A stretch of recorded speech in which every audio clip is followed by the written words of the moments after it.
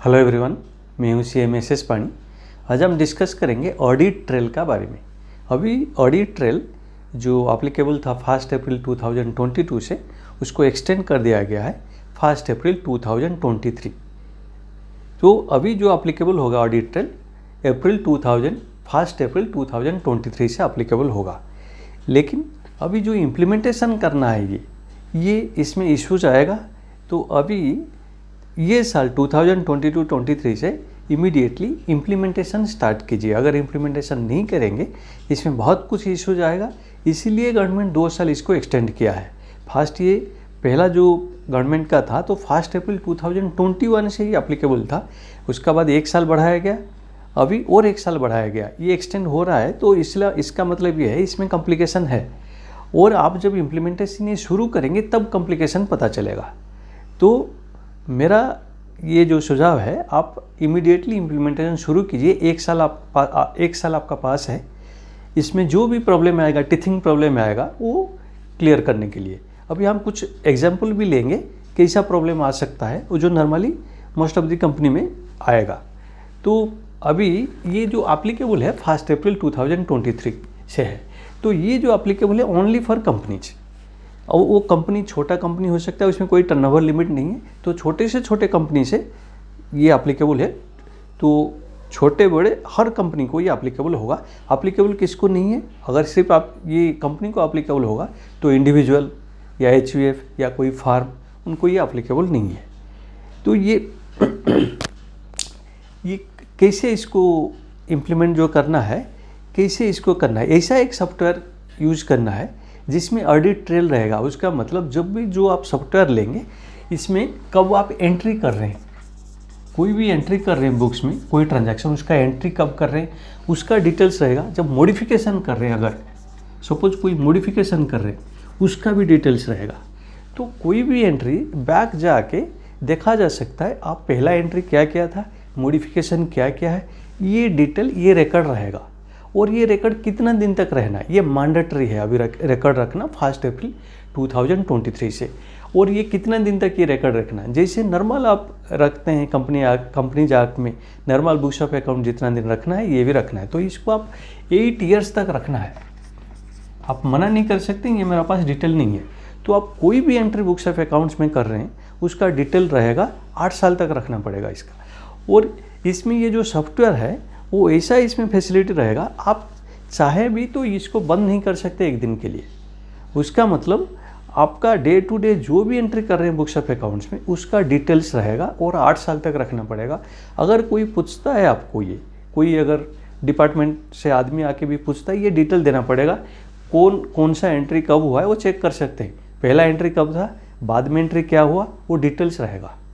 तो ये 8 साल तक रहेगा, कोई भी आके देख सकता है डिपार्टमेंट वाले, और इसको स्टैट्यूटरी ऑडिटर भी देखेगा। अगर इसमें आप इसे मेंटेन नहीं कर रहे तो उसके लिए भी वो क्वालिफाइड रिपोर्ट दे सकता है। अगर मेंटेन नहीं करें क्वालिफाइड रिपोर्ट दे सकता है। लेकिन ये लगता है ये बहुत आसान है, अभी तो 1 साल के लिए एक्सटेंड हो गया, अभी आप 1 अप्रैल 2023 से करेंगे, लेकिन इतना आसान नहीं है ये, इसलिए एक्सटेंड हो रहा है, 2 साल एक्सटेंड हुआ है। अभी क्या होता है, जो छोटे कंपनी में हम जो नॉर्मल जो एंट्री करते हैं, हमारा जो आदत है, बहुत कुछ बैकडेटेड एंट्री होता है और मल्टीपल टाइम्स एंट्री करते हैं। आज कुछ एंट्री कर दिया, फिर उसको मॉडिफिकेशन कर दिया, एक एंट्री 10 बार भी मॉडिफिकेशन होता है। तो या कोई डिलीट हो गया, एंट्री डिलीट मार दिए, पुराने डेट में कब भी मार रहे हैं, तो कभी 1 महीना 2 महीना पुराना भी एंट्री मार रहे हैं। तो ये जो डिसिप्लिन अगर अकाउंट्स में नहीं होगा तो आगे वो बहुत बड़ा प्रॉब्लम क्रिएट करेगा। क्योंकि जो भी डिपार्टमेंट वाला आएंगे, अगर ये ऑडिट लॉग देखेंगे तो कब एंट्री हुआ था, पहला एंट्री क्या है, बाद में क्या एंट्री क्या हुआ, क्या गया है और क्यों किया गया, कभी भी पूछेंगे भाई आप ये जो दोबारा जो चेंज किए हैं क्यों किए। कुछ जेन्युइन मिस्टेक होगा, ह्यूमन एरर होगा, कोई अगर से 10,000 जगह में कोई 1 लाख का एंट्री कर दिया, ये ह्यूमन एरर होगा, नॉर्मल ह्यूमन एरर होगा। लेकिन कोई भी मॉडिफिकेशन है, अगर ह्यूमन एरर भी होता है वो भी मॉडिफिकेशन में आएगा, वो भी कोई आके देख सकता है। पहले सबका इसमें सस्पिशियस होगा, इतना मॉडिफिकेशन क्यों हो रहा है एंट्रीज में, और जो भी मॉडिफिकेशन हुआ, जो भी हुआ, उसको बार बार कोई भी डिपार्टमेंट आएगा पहले वही देखेगा क्यों मॉडिफिकेशन नहीं हुआ, क्या मॉडिफिकेशन हुआ है। सपोज मैं ये 1-2 एग्जांपल देता हूँ जो इजी लग रहा है, इतना इम्प्लीमेंटेशन ये नहीं होगा क्योंकि नॉर्मली बहुत कंपनी में बैकडेटेड एंट्री बहुत होता है। सपोज हम देखते हैं से अप्रैल का मैं रिटर्न भर रहा हूँ GSTR 3B, और ये मैं 20 मई में मैं रिटर्न भर रहा हूँ। जब मैं ये रिटर्न भरता हूँ तो वो टाइम में मेरा जो परचेज बिल्स है, अभी क्या है, अभी मैं 20 मई में मैं एंट्री कर दिया। अप्रैल में जब भी मेरा मर्जी किया, 20 मई में मेरा टोटल परचेज बिल में पहले एंट्री नहीं किया, अभी मैं अप्रैल में उसको सब एंट्री कर दूंगा। और एंट्री करने से तो मेरा बुक्स ऑफ अकाउंट्स में कितना मेरा ITC आएगा, इनपुट टैक्स क्रेडिट आएगा, वो मेरा लेजर में पता चलेगा। उसका जो मेथड है वो वेरिफिकेशन करके कितना ITC लेना, वो सेकेंडरी बात है। पहला मेरा लेजर में आएगा, मेरा ये टोटल लेजर में जो भी एंट्री में करूँगा लेजर में मेरा आ जाएगा। लेकिन अभी का जो सिनेरियो है, अभी अगर आप 20 में भी कोई एंट्री कर रहा है, अप्रैल में कर रहा है, 1 अप्रैल में भी कर रहा है, कोई फ़र्क नहीं पड़ता। कोई डिपार्टमेंट आने से मेरा लेजर देखिए, मेरा ये डिटेल्स है और ये मेरा टोटल में परचेज है, उसका बेसिस पे मैं ITC क्लेम किया हूँ। अभी जो ये इम्प्लीमेंटेशन हो जाएगा, सपोज कोई 20 मई में मारना एंट्री शुरू किया, अप्रैल में एंट्री शुरू किया, या 30 अप्रैल में भी एंट्री मार रहा है, तो अभी जो अगर डिपार्टमेंट आके देखता है तो पुराना डेट में पहले आप एंट्री किए, क्योंकि डेट ऑफ एंट्री कब वो डिटेल्स रहेगा, ये लग रहेगा, आप ये चेंज नहीं कर सकते। तो अगर ऐसा होगा तो कोई भी आएगा तो बोलेगा ये फॉल्सिफिकेशन ऑफ अकाउंट्स, क्योंकि आपको GSTR 3B में ITC लेना है, आपका पास वो मटेरियल नहीं आया था, और या आप बुक्स में आपका नहीं था, क्योंकि ये लेना है पुराना डेट में आप एंट्री मार के फॉल्सिफाई कर दिए, फॉल्सिफिकेशन ऑफ अकाउंट्स जानबूझ के किए, इसमें वो इशू क्रिएट करेगा। तो अभी का जो सिनेरियो में ये नहीं है, क्योंकि उनका पास डिटेल नहीं है। मैं 20 मई में 1 अप्रैल का भी एंट्री मार दूंगा, उनका पास कोई चेक करने के लिए कोई ऑप्शन नहीं है, मेरा लेजर में है, मैं क्लेम कर सकता हूँ। लेकिन आगे ये नहीं हो सकता, क्योंकि वो डिटेल्स उन लोग का पास ये जो लॉग है उसमें पता चलेगा कब एंट्री किए थे। तो ये जो सिनेरियो है, तो ये बड़ा ये ऐसा सिनेरियो हो जाएगा, जो भी डिपार्टमेंट आएगा इसका ऊपर बहुत वो करेंगे, फोकस करेंगे जो भी चेंजेस है। तो ऐसा जो सॉफ्टवेयर लेना है, तो ऐसा अगर ये उसमें जैसे बैकडेटेड एंट्री ना हो तो बेहतर है। अगर बहुत दिन से आदत पड़ा है ऐसे हम एंट्री मार रहे हैं, तो इमीडिएटली ये चेंज नहीं होगा। और हम कितना ऐसा वेराइटी का एंट्री मार रहे हैं, बैकडेटेड क्या क्या मार रहे हैं अभी पता नहीं है। ये एक बार इम्प्लीमेंट करने से तब पता चलेगा क्या एंट्री मारना है, क्या एंट्री नहीं मारना है, और डिसिप्लिन आएगा। अगर हम डे टू डे एंट्री, अगर ये एंट्री हम डे टू डे एंट्री मारेंगे तो प्रॉब्लम नहीं है। लेकिन मोस्ट ऑफ द केसेस ये बैकडेटेड एंट्री होता है। अगर बैकडेटेड एंट्री होता है ये बड़ा प्रॉब्लम होगा, और हर डिपार्टमेंट आके इसको पहले देखेगा। अब पहले पुराना डेट आप एंट्री क्यों किए, सस्पिशन बढ़ेगा। सपोज वही अगर आप से वो एक दूसरा एग्जांपल देते, से हम कैश विड्रॉ किए बैंक से, आज किए, तो आज डेट में नियम का हिसाब से आज एंट्री होनी चाहिए। लेकिन आप कैश, उसका बाद कैश विड्रॉ किए, कैश परचेज किए, लेकिन आप अभी आदत है से हम 7 दिन का बाद जब टाइम मिलेगा तब एंट्री कर दिए।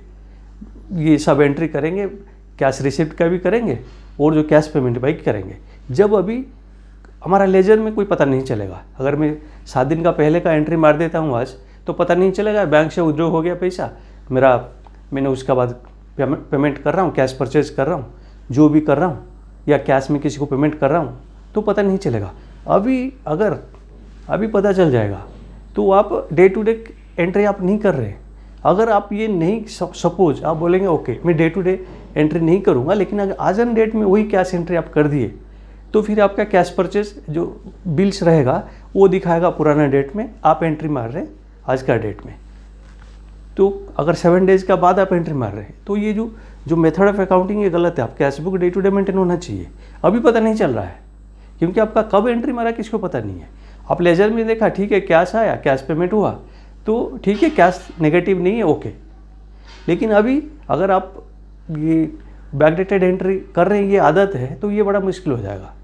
तो यही से बहुत कुछ आएगा, इश्यूज आएगा जब आप ये इम्प्लीमेंट करेंगे। अगर इम्प्लीमेंट नहीं करने से पता नहीं चलेगा हमारा कहाँ का सिस्टम में कहाँ लाकुना है, वो तब पता चलेगा ये इम्प्लीमेंट करने से। अभी अगर इम्प्लीमेंट करके भी अगर कोई मिस्टेक आ रहा है, अगर वो मिस्टेक को आप अभी रेक्टिफाई कर सकते हैं, और 1 साल का बाद ऑफिशियली इसको करना पड़ेगा। अभी अगर जो भी आपका मिस्टेक है, अगर आप पुराना डेट पे आप एंट्री मार रहे हैं, जो भी कर रहे हैं, अभी कोई पूछेगा नहीं, लीगली रिक्वायरमेंट नहीं है, नहीं पूछेगा। लेकिन ये 1 साल में आप ये रेडी हो जाएंगे नेक्स्ट कैसे करना है। ये आसान लग रहा है ये इम्प्लीमेंटेशन, ये इतना आसान नहीं होगा। आप जब इसको इम्प्लीमेंट करेंगे, पुराने डेट में कोई एंट्री नहीं होगा, या तब जाके पता चलेगा कितना ये डिसिप्लिन चाहिए, डे टू डे एंट्री करना पड़ेगा। तो इसीलिए आज से इम्प्लीमेंट कीजिए। जो भी टीथिंग प्रॉब्लम आएगा, अभी टाइम है, 1 साल है, 1 साल में हो जाएगा। लास्ट मोमेंट में नेक्स्ट ईयर करने से ये सब इश्यूज आएगा तो डिपार्टमेंट वाला आके बहुत परेशान करेंगे और इसको एक्सप्लेनेशन देना मुश्किल हो जाएगा। पुराने डेट में आप क्यों कर रहे हैं और इतना मल्टीपल मॉडिफिकेशन क्यों हो रहा है वाउचर्स का। अगर जब भी आप कोई एंट्री कर रहे हैं पहले सब देख के ठीक से करना। अगर मल्टीपल मॉडिफिकेशन हो रहा है, पहले 10 बार हम करते थे, कोई इशू नहीं है, कोई डिटेल नहीं है, पहला एंट्री में क्या था, 10th एंट्री मेरा क्या है, सेम एंट्री में 5 बार चेंज किया, मेरा लास्ट में जो एंट्री है वही पता चल रहा है। लेकिन अभी हर चीज़ का रिकॉर्ड रहेगा, तो 10 बार क्यों चेंज किए, क्यों मॉडिफिकेशन कर रहे हैं इतना। तो इसलिए हर एंट्री जो आप कर रहे हैं उसको भी ठीक करना है।